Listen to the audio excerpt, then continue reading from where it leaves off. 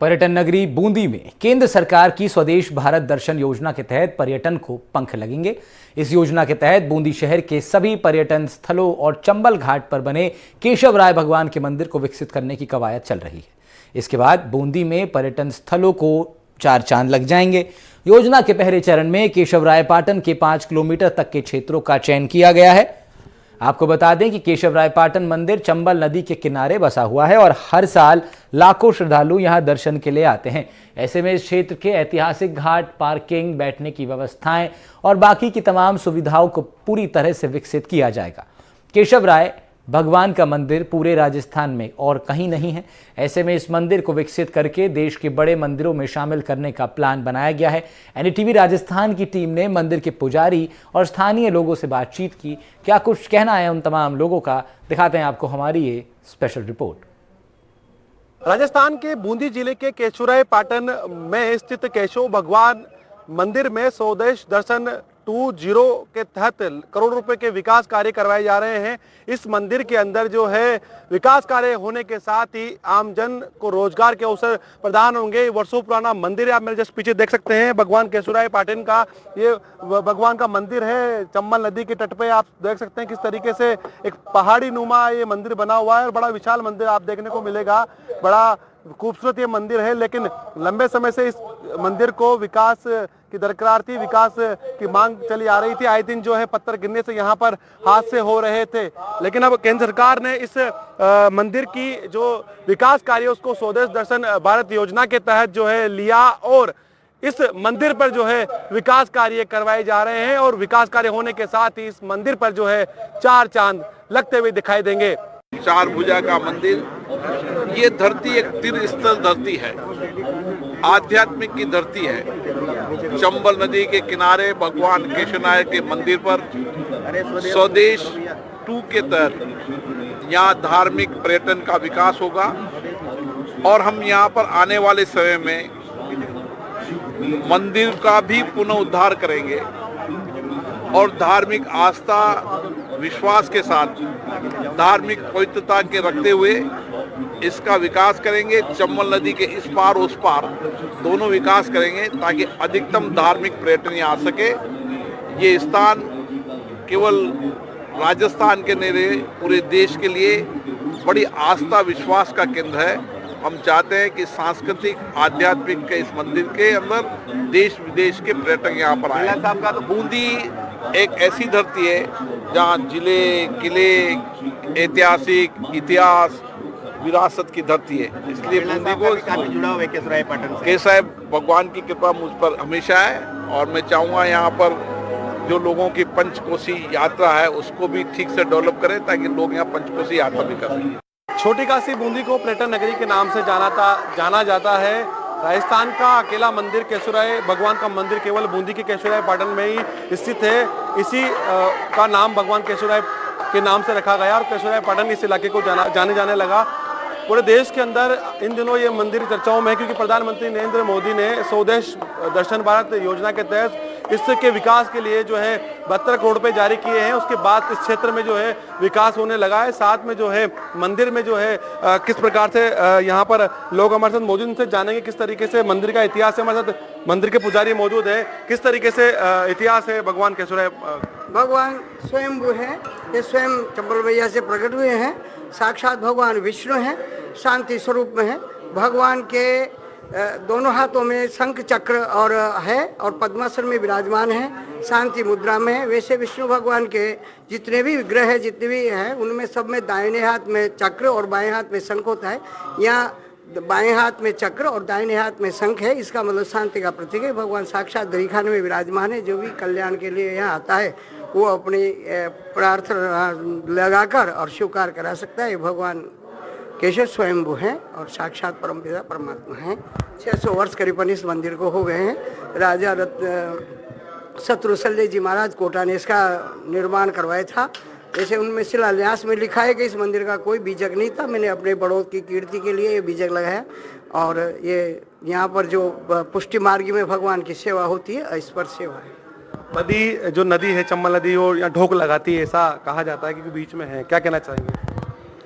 मैं शेष नारायण शर्मा मंदिर श्री केशवराय जी का मुखिया। मैं ये मांडूगढ़ से जो चर्मण्यवती चर्म के आसन से प्रकट हुई है, यहाँ आकर के राजा रंतिदेव ने तपस्या की है। चंबल नदी केशवराय पाटन में आकर के ही पश्चिम से पूरब की तरफ, यानी कि जैसे सूर्य भगवान को अर्घ्य अर्पण कर रहे हैं उस प्रकार से है। यहाँ पे भगवान परशुराम अपनी माँ का, पिता की आज्ञा का पालन करके माँ का वध किया था, उसके कारण यहाँ आकर के उन्होंने अपना प्रायश्चित का निवारण किया था।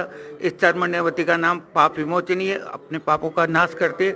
यहाँ कार्तिक माह में है जो लाखों यात्री आते हैं, अपने पाप का और भगवान के दर्शन करके पुण्य लाभ कमाते हैं। राजा रंतिदेव ने यहाँ 49वें दिन तक तपस्या की थी, उससे 3 मूर्तियाँ उत्पन्न हुई थी। भगवान केशव ये मंदिर परिसर में 4 भुजनाथ और गंगा महारानी की मूर्ति प्रकट हुई थी। तभी से इसका निर्माण संवत 1300 में प्रारंभ हुआ था और 1696 में मूर्ति स्थापना और कलश ध्वजारोहण हुआ था।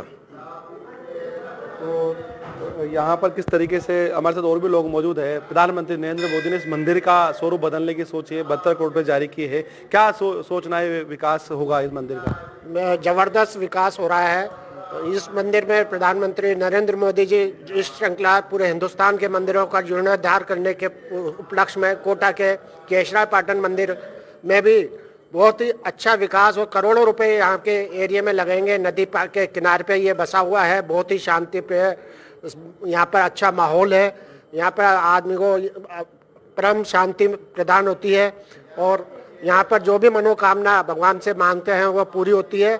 इस मंदिर का जीर्णोद्धार होने के लिए मैं नरेंद्र मोदी जी को बहुत बहुत धन्यवाद देता हूँ और साथ में यहाँ के लोकसभा अध्यक्ष ओम बिरला जी जो यहाँ के सांसद हैं उनको भी बहुत बहुत धन्यवाद देता हूँ कि उनने इस मंदिर के बारे में बहुत ही अच्छा निर्णय लिया है कि इस मंदिर में करोड़ों अरबों रुपए लगाकर इस पूरे एरिया को, केशवराय पाटन एरिया को बहुत सुंदर और भव्य बनाने में वो सहयोग करेंगे। इसके लिए बहुत बहुत धन्यवाद ओम बिरला जी।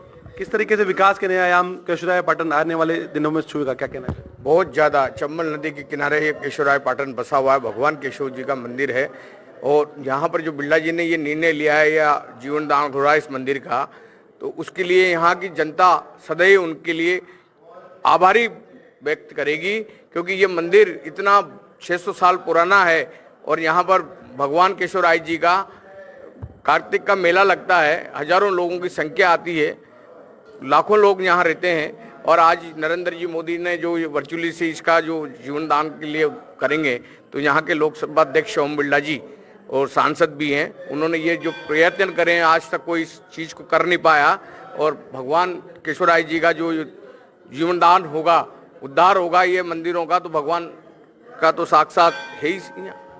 किस तरीके से भी हालात है मंदिर के? नरेंद्र मोदी ने सोचा है बूंदी का मंदिर देश के और मंदिर की तरह भी विकास हो। ये बहुत बड़ा विचार बनाया है। हम आज की स्थिति में जो मंदिर को देखते हैं, पूर्वकालीन जो सरकारों ने इसका कोई रखरखाव नहीं किया है। ये जो नया सोच है, प्रगति सोच है, जो हमारे नरेंद्र मोदी के नेतृत्व में जो है मंदिरों का जीर्णोद्धार हो रहा है और ओम जी भाई साहब हमारे अपने संसदीय क्षेत्र के अंदर जो भी तीर्थ स्थल हैं उनका विकास कर रहे हैं। ये केशवराय जी का ही क्षेत्र नहीं है, यहाँ जैनियों का अतिशय क्षेत्र है, जहाँ जैनियों की पुराने महावीर जी की मूर्तियाँ हैं, जहाँ औरंगजेब ने भी उनके पे गोलियों से वार करके वो मूर्तियों का क्षेत्र किया है। तो यहाँ जैन धर्म की भी और अपने हिंदू धर्म के केशवराय जी भी हैं और भी तीर्थ स्थल हैं यहाँ पे। और यहाँ कार्तिक मेला लगता है, जो यहाँ पूरे आसपास के हरदी क्षेत्र के लोग यहाँ अपने कार्तिक स्नान करने के लिए यहाँ पधारते हैं। ये बहुत बड़ा योगदान रहेगा, एक सुविधाएं का विकास होगा, आदान प्रदान नहर का, ये नावों से आना जाना था, वो सब की सुविधाएं का विकास होगा। ये रिवर फ्रंट का विकास हो रहा है, जो किनारे पे जो गंदगी थी वो सब साफ होगी। तो बहुत अच्छा एक सौभाग्य रहेगा केशवराय पाटन का और कोटा का, हाड़ौती का, कि यहाँ जब भी कभी तीर्थ के लिए आएंगे तो वो आनंदित महसूस करेंगे और एक अपना सुखदायी जीवन होगा, सुविधाओं का विकास होगा। उसके लिए हम सभी आभारी हैं ओम जी भाई साहब के और नरेंद्र मोदी जी के और सीएम भजन लाल जी के, कि उन्होंने ऐसा सोचा है। किस तरीके से रोजगार के अवसर प्रदान होंगे केशवराय पाटन, क्योंकि मंदिर नए स्वरूप में जा रहा है एक विकसित भारत की तरह, तो यहाँ रोजगार के भी साधन बढ़ेंगे, क्या कहना चाहिए?